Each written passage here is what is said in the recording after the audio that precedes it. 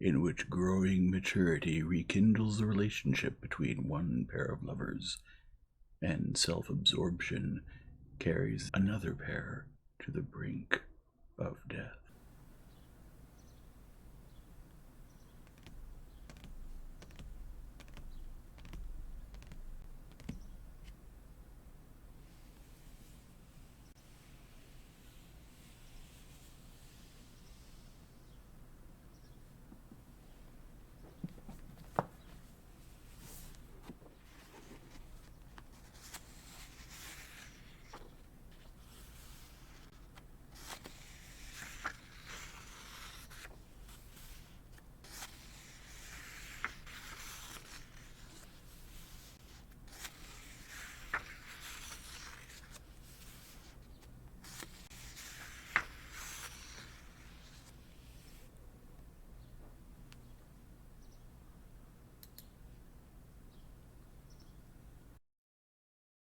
Chapter 21. Betsy had not yet had time to leave the reception room when Stepan Arkadyevich, just come from Yeliseyev's, where fresh oysters had been delivered, met her in the doorway. "Ah, Princess, what a happy meeting," he began, "and I was just at your place." "A momentary meeting, because I'm on my way out," said Betsy, smiling and putting on a glove. "Wait, Princess, before you put your glove on, let me kiss your little hand. I'm grateful for nothing so much as the return of old fashions, such as the kissing of hands." He kissed Betsy's hand. "When shall we see each other?" "You don't deserve it," Betsy replied, smiling. "No, I deserve it very much, because I've become a most serious man. I settle not only my own, but other people's family affairs," he said with a meaningful look on his face. "Ah, I'm very glad," Betsy replied, understanding at once that he was talking about Anna. And going back to the reception room, they stood in a corner. "He'll be the death of her," Betsy said in a meaningful whisper. "It's impossible." "Impossible?" "I'm very glad you think so," said Stepan Arkadyevich, shaking his head with a grave and painfully compassionate look on his face. "I've come to Petersburg on account of that." "The whole town is talking about it," she said. "This is an impossible situation. She's wasting away. He doesn't understand that she's one of those women who can't trifle with their feelings. One of two things. He must either take her away, act energetically, or give her a divorce. But this is stifling her." Yes, precisely," Oblonsky said, sighing. "That's why I've come. That is, not essentially for that. I've been made a gentleman of the chamber, so I must show my gratitude. But above all, this has got to be settled." "Well, God help you," said Betsy.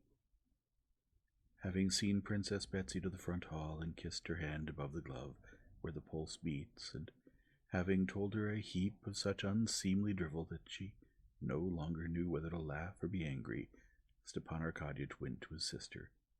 He found her in tears. Despite the ebulliently merry mood he was in, Stepan Arkadyevich naturally changed at once to the compassionate, poetically agitated tone that suited her mood. He asked her about her health and how she had spent the night.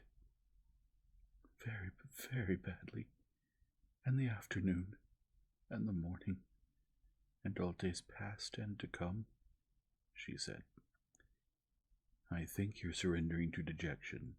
You must shake yourself up. Look at life straight on. I know it's hard, but—" "I've heard that women love people even for their vices," Anna suddenly began. "But I hate him for his virtues. I cannot live with him. You understand? The look of him affects me physically. I get beside myself. I cannot live with him. What am I to do? I was unhappy and thought it was impossible to be more unhappy, but I could not have imagined the terrible state I live in now. Would you believe that, though I know he's a good and excellent man, and I'm not worth his fingernail, I hate him even so? I hate him for his magnanimity, and I have nothing left except—" She was about to say death, But Stepan Arkadyevich did not let her finish. "You're ill and annoyed," he said. "Believe me, you exaggerate terribly.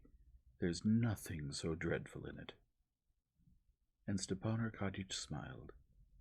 No one in Stepan Arkadyev's place, having to deal with such despair, would have allowed himself to smile. A smile would seem crude, but in his smile there was so much kindness and almost feminine tenderness that it could not be offensive. His quiet words and smiles worked softeningly and soothingly, like almond butter, and Anna soon felt it. "No, Stiva," she said. "I'm lost. Lost.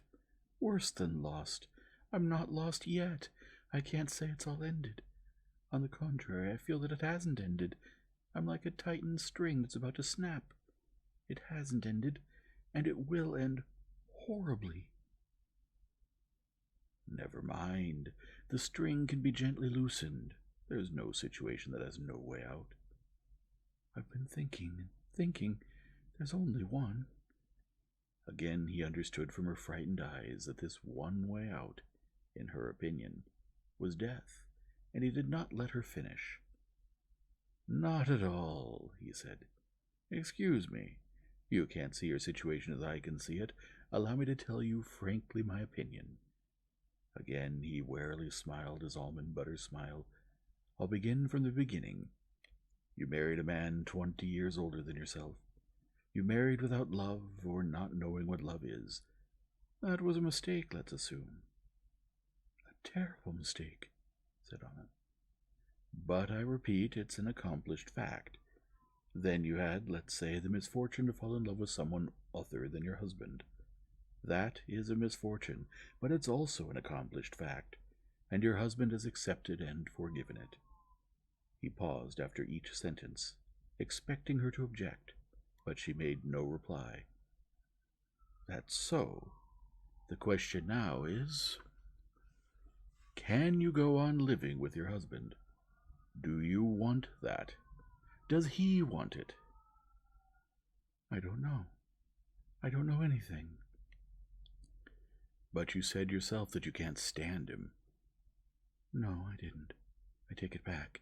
I don't know anything. I don't understand anything." "Yes, but excuse me." "You can't understand it. I feel like I'm flying headlong into some abyss, but I mustn't try to save myself, and I can't." "Never mind. We'll hold something out and catch you. I understand you. I understand that you can't take it upon yourself to speak your wish, your feeling." "There's nothing I wish for. Nothing. Only that it should all end." "But he sees it and knows it, and you really think it's less burdensome for him than for you. You suffer, he suffers, and what on earth can come of it? Whereas a divorce would resolve everything." Stepan Arkadyevich, not without effort, spoke his main thought and looked at her meaningfully. She made no reply and shook her cropped head negatively, but by the expression on her face, which suddenly shone with its former beauty, he saw that she did not want it only because to her it seemed an impossible happiness. "I'm terribly sorry for you both, and how happy I'd be if I could settle it," Stepan Arkadyevich said, now with a bolder smile. "No, don't say anything. If only God grants me to speak as I feel, I'll go to him." Anna looked at him with pensive, shining eyes, and said nothing.